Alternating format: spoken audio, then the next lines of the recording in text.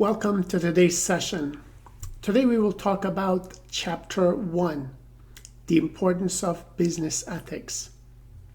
The basic concepts in business ethics include morals, values, principles, and general terminology for business ethics.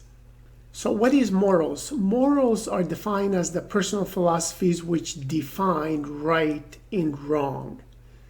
Business ethics includes organizational principles, values, and norms that may actually originate from individuals, organizational statements, or from the legal system that primarily guide individual and group behavior in any setting, whether it's in personal business or professional business, or obviously outside of the business itself when we're dealing with ethical issues in any organization or institution.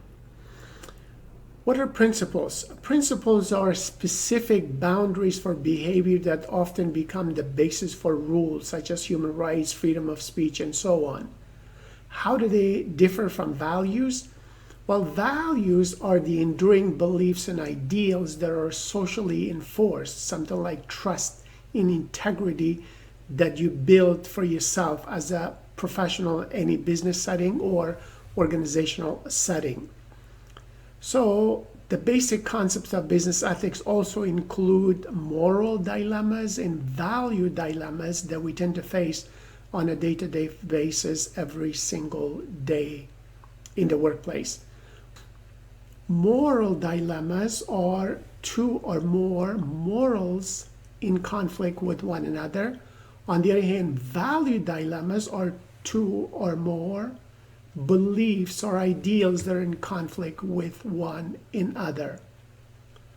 In ethical culture is basically representing organizational principles, values, and norms that are adhered to by the company and its personnel on a regular basis.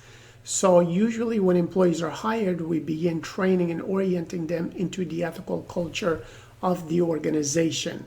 So sometimes it's called organizational cultures being taught to new members as they're coming into the organization, not just in the orientation, but actually before an employee begins working at the organization. And then after the orientation, the training and the reinforcement of certain values as part of the culture seems to continue. Corporate social responsibility represents actions associated by firms with various stakeholder interests as a priority. Usually this is stakeholders other than the investors or stockholders, because again, their interests might be in conflict with doing good in the community or in society in general.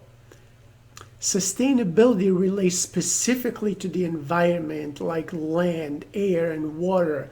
And to what extent are we trying to save the environment, for example, and not pollute the water or the local environment for the current as well as future generation.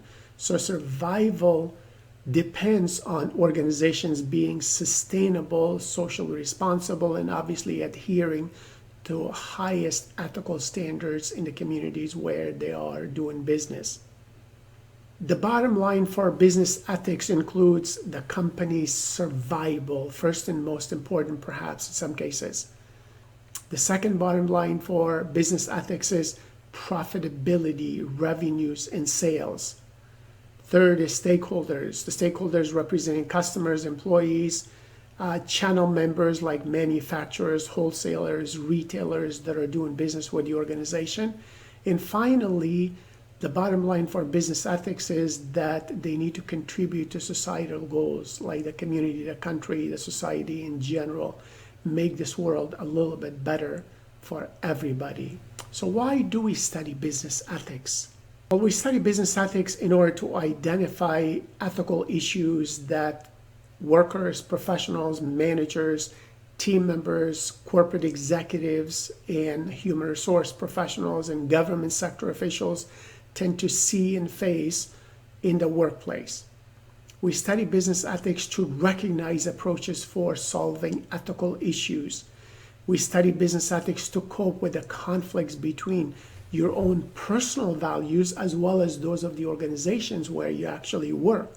So sometimes your values might be in conflict with that of the organization, so you have to figure out how do I basically make sure I can live with what I'm being asked to do by the organization. If I do not believe in the organization's values, sooner or later I will end up quitting. So therefore, it's best that I find an organization where my values and the organizational values are in alignment. Obviously, we have to behave professionally in any environment, and most organizations will have values that are adhered to by all individuals that are hopefully also aligned with personal values of the workers in that organization. And finally, we study business ethics to gain knowledge to make more ethical business decisions in any workplace that we work. Unfortunately, we see study after study where people have observed misconduct in any workplace, but more specifically, obviously, I'm familiar more with the US workforce. For example, in one study, 30% of the participants said that they observed misconduct. 22% said that they observed abusive behavior over the past year or so. 22% of the participants also said that they have lied to stakeholders. 19% said that they had conflict of interest with what was being done or what was being asked of them to do in their own personal values or interest. 22% said that they had pressure to compromise their personal standards and sometimes organizational standards. But here's what's interesting. 76% of the participants said that they observed misconduct. 70% of the participants said that they report observed misconduct to higher managers. And 53% mentioned that they have experienced retaliation for reporting misconduct in the department or in the organization. So as managers and professionals, you need to be very careful. Do not retaliate against those employees who bring up abusive or unethical actions in the organization. So you have to investigate and methodically study it and then obviously take appropriate action. However, do encourage people to bring something to your attention, especially if it is likely to hurt a customer, an employee, a stockholder, or anybody obviously that is considered a stakeholder directly or indirectly in the organization. Sometimes we see that legal issues become unethical, and sometimes those unethical issues eventually become illegal in business. So how does this process work? Research shows that sometimes we might have a major event occurring that negatively sensitizes the public to a business practice. Then the public uses social media to increase awareness of that event. Third would be where legislatures like local, state, and federal government officials become sensitized to the negative business practices. The fourth step would be that we would have local, state, and federal agencies being involved in introducing laws in bills to basically make that specific action illegal or at least regulated.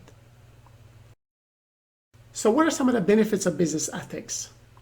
Well, business ethics contributes to employee commitment, the employee's willingness to sacrifice for the organization. Business ethics increases group creativity and job satisfaction. It decreases employee turnover. Business ethics causes less pressure to compromise your ethical standards. So another benefit of business ethics is that there's greater absence of misconduct. And finally, strong community involvement increases loyalty and positive self-identity. Business ethics contributes to investor loyalty.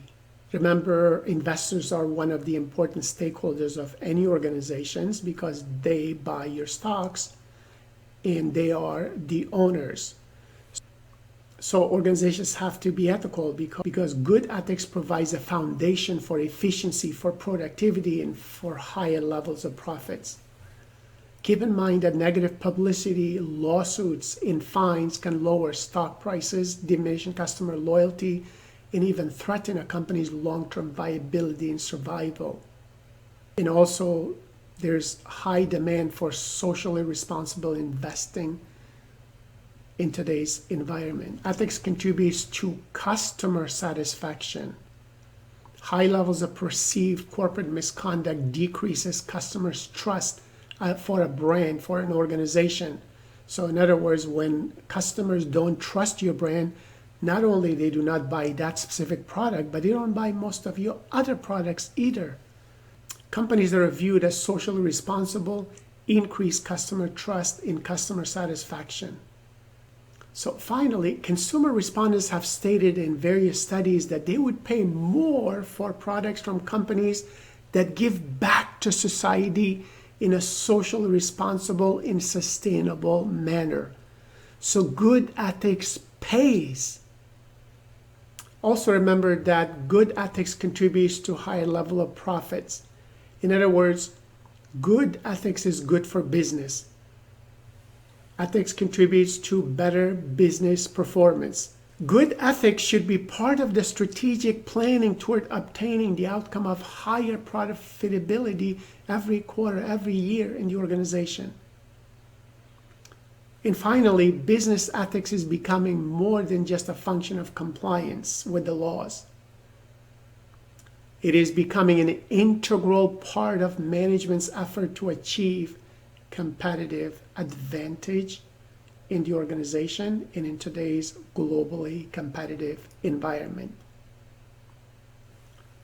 So ethics has obviously been around for thousands of years, but business ethics is a fairly new concept, which obviously we have seen academically it has become a profession by itself. So we have ethics consultants, ethics researchers, ethics trainers, ethics ombudsmen, and obviously codes of ethics that organizations are focusing on. So the more you learn about business ethics, the more you can actually help your organizations in any profession, in any organization where you work, to make sure that they are socially responsible, sustainable, and good citizens in the communities where they operate. Bottom line, good business ethics is good for business. Remember that ethical behavior is a skill. You need to evaluate and improve your ethical muscles in fitness every single day. Good luck.